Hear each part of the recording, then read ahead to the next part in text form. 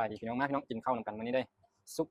เห็ดนะซุปผักเนี่ยนะพี่น้องซุปผักใส่เห็ดนางฟ้านี่ซุปแบบลาวๆใส่ข้าวคั่วใส่ยังอาหารเสาร์แล้วก็มีต้มปลาพี่น้องมากับข้าวเหนียวเอามาพี่น้องกินนำกันซุปใส่ผักใส่ยอดทุกอย่างพี่น้องนี่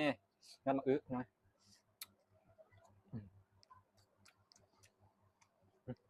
เนาะ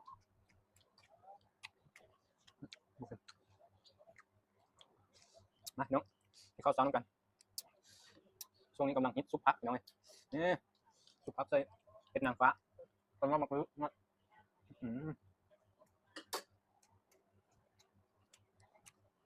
มีคำต้มปลาพี่น้อง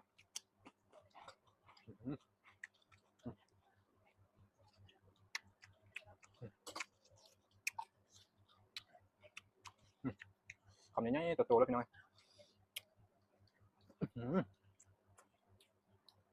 ข้า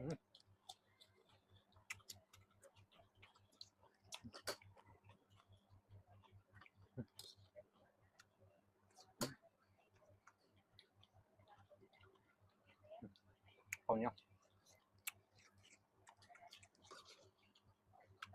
ชุดน้ำพี่น้อง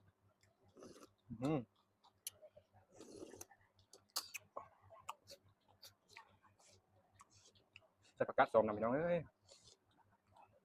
บอกว่าแซ่บแล้วพี่น้องข้าวง่ายข้าวเหนียวฮ้อนอ๋อ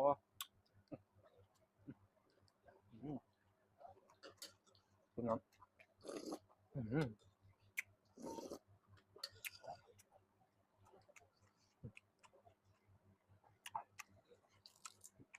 ตำแกง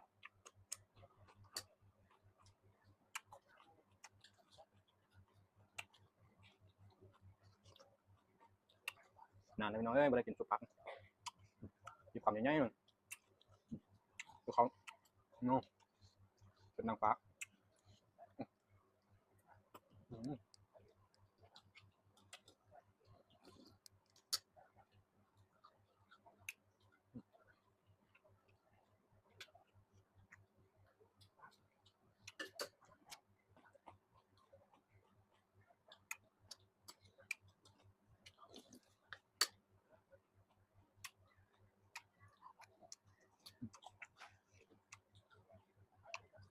ซุปเจ้าปลาเจ้าปลานิล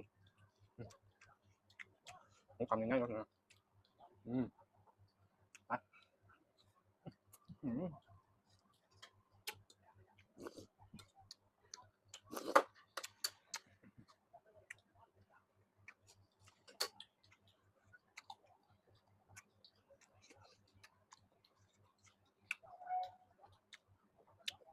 เนี่ย